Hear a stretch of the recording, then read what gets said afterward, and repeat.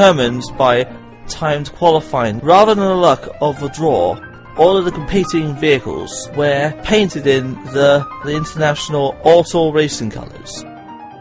Green, British racing green for Britain. Blue, Bleu de France for France. Red, or Rosso Cosa for Italian. Yellow for Belgium. And white of Germany.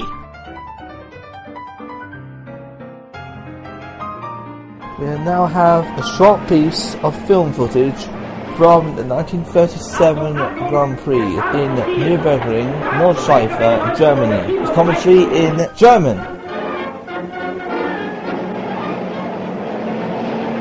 15 Wagen am Start auf dem Nürburgring. Das internationale Eifelrennen wurde wieder eine sichere Beute Bernd Rosemeyers. Großen Anteil an den Erfolgen hatten auch die Monteure, die ihre Arbeit in Rekordzeit erledigten. Eine Runde später hält auch Rosemeyer. Aber er stellt den Motor nicht ab.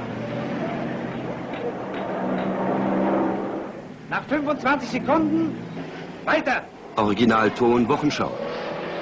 Im ersten Rennjahr brauchten sie für das Wechseln aller 4 Räder und das Tanken von 200 Litern Kraftstoff 1 Minute und 30 Sekunden. Beim Eifelrennen 1937 schafften sie das in 25 Sekunden. Das war absoluter Rekord. Der donnernde Beifall von den... In the 1930s, however, nationalism entered a new phase when the Nazis encouraged Mercedes and also Union to further the glory of the Reich. The government did provide some money to the two manufacturers, but the extent of the aid into the hands was exaggerated in the media. Government subsidies amounted to perhaps 10% or less of the costs of running the two racing teams. The two German marques utterly dominated the period from 1935 to 1939, winning all but 3 of the official championship Grand Prix races run in those years. The cars, by the time, were single-seaters like Formula One. We now have a short piece of film footage from the 11 ADAC Eifelrennen, Nürburgring, 13th of June 1937.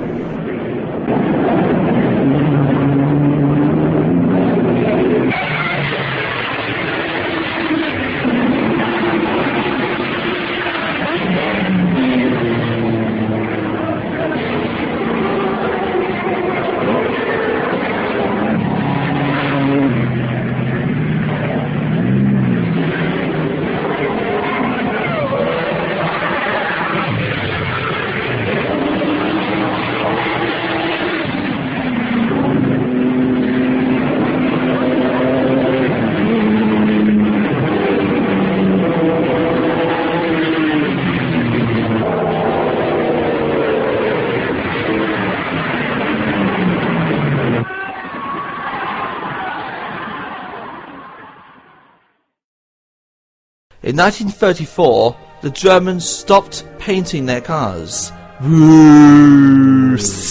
After the paint has been left off, a Mercedes-Benz W25 in an effort to reduce weight. The unpainted metal soon had the German vehicles dumped by the media as the Silver Arrows.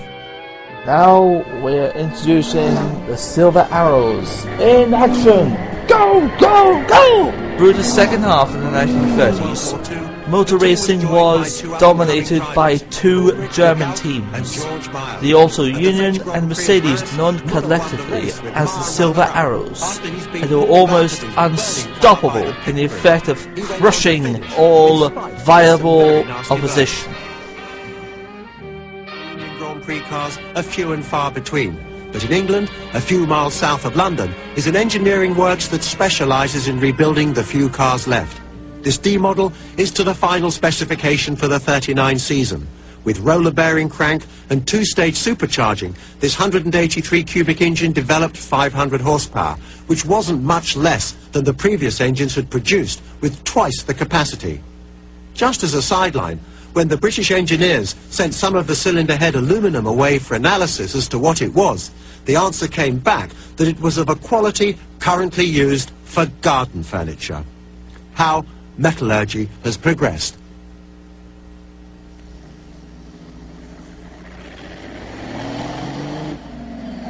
Suitably equipped with all these modifications and improvements, Tazio Nuvolari duly presented himself to drive in the Czech Grand Prix, the last race ever held for Auto Union, on the fateful day that World War II broke out on the 3rd of September 1939.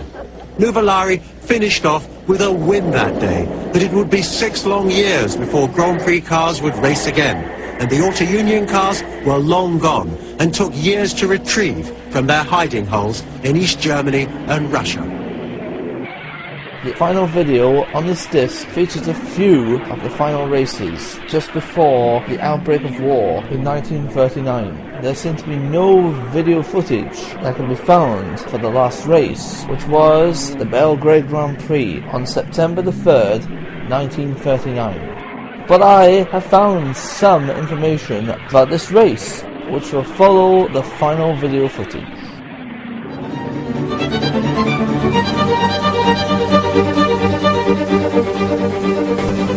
The 1937 Grand Prix season opened in North Africa. Mussolini had recently proclaimed his fascist empire, and Tripoli was to be his showplace, with a very fast race circuit and buildings to rival the German Nürburgring. The Tripoli Grand Prix was the fastest motor race in the world, and the state lottery made it the richest. 5 Mercedes and 5 Auto Unions streaked ahead of all the Italian cars. The new W125 Mercedes not only had more power, but the great improvements in the chassis had transformed the handling.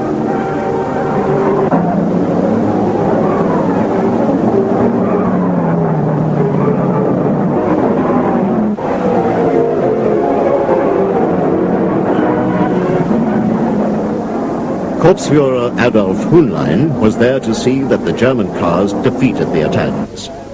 A newcomer, Hermann Lang, drove superbly to average over 134 miles an hour. This was the first major win for the ex-racing mechanic, and few wins have ever been more popular with the men on the ground. Mercedes and Auto Union had the first 8 places. It was an overwhelming victory for Germany.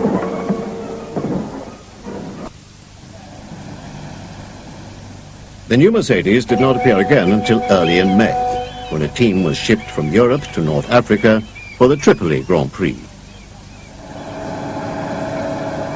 The new formula limited the supercharged engines to 3 litres, and the cars were heavier with a minimum weight. The new restrictions were designed to make the cars safer and to reduce the speeds. The new 3-litre Auto Unions were not yet ready.